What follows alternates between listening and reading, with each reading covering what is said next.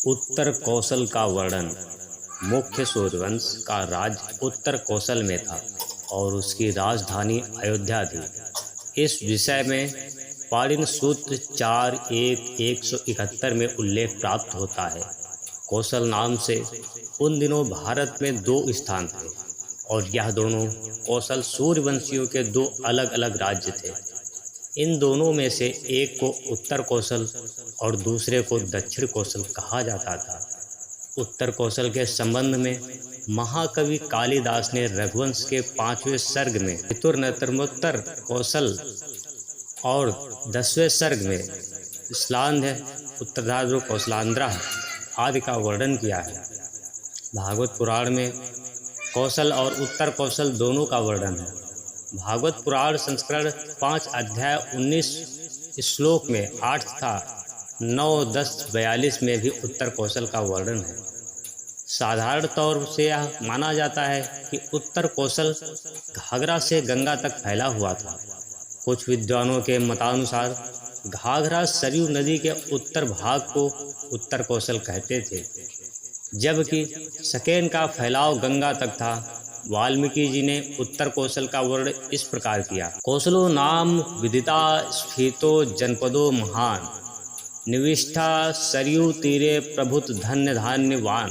अर्थात कौशल सरयू के किनारे एक धन्य धान्य युक्त देश था। निविष्ट शब्द से ज्ञात होता है कि कौशल सरयू के दोनों किनारों पर था। श्री कनिंघम महोदय के अनुसार कौशल का प्राचीन देश सरयू या घाघरा दो प्रांतों में बटा था। उत्तरी भाग को उत्तर कौशल और दक्षिणी भाग को वनौद कहते थे। फिर इन दोनों के और दो भाग थे। वनौद में एक पश्चिम राठ था और दूसरा पूर्व राठ था। इन राठ प्रांतों के निवासी सूर्यवंशी अपने को रठौर कहने लगे, किंतु इन रठौर क्षत्रियों की उत्पत्ति और नामकरण संभवतः कुश के बाद हुई। कुछ लोग इन रठौरों को राठौर मान लिए हैं, किंतु यह रठौर सूर्यवंश की शाखा है तथा एक राठौर चंद्रवंश की भी शाखा है, जिसका वर्णन आगे किया गया है। उत्तर कौशल में राप्ती नदी के दक्षिण में गौड़ तथा राप्ती के उत्तर में उत्तर कौशल था। इस गौड़ प्रांत में निवास करने वाले सूर्यवंशी लोग अपने को गौड़ कहने लगे, जो कालांतर में गौड़ क्षत्रियों के नाम से प्रसिद्ध हुए।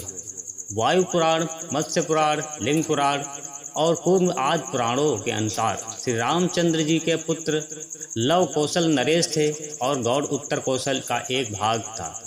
श्रावस्ती राज्य के खंडहर भी गौड़ वर्तमान गोंडा जनपद में मिलते हैं।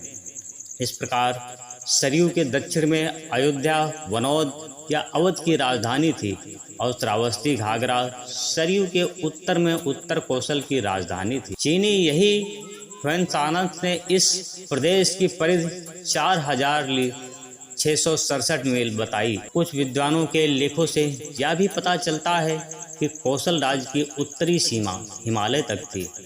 वाल्मीकि रामायण अयोध्या कांड के अनुसार अयोध्या का निर्माता मनुवैवस्थ था तथा उनका पूर्वकर्ता इक्ष्वाक था। उत्तर कौशल की उत्तरी सीमा हिमालय तक, दक्षिणी सीमा स्यंदिका नदी जनपद प्रतापगढ़ की सई नदी का नाम स्यंतिका था तथा पूर्वी सीमा मिथिला राज्य की सीमा से मिला हुआ तथा पश्चिमी सीमा पांचाल राज्य तक फैली हुई थी।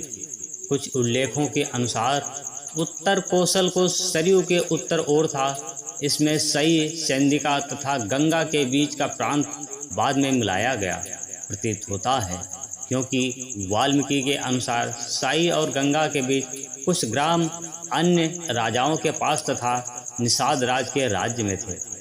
ग्रह निषाद राज एक स्वतंत्र राजा था और कौशल राज का मित्र था।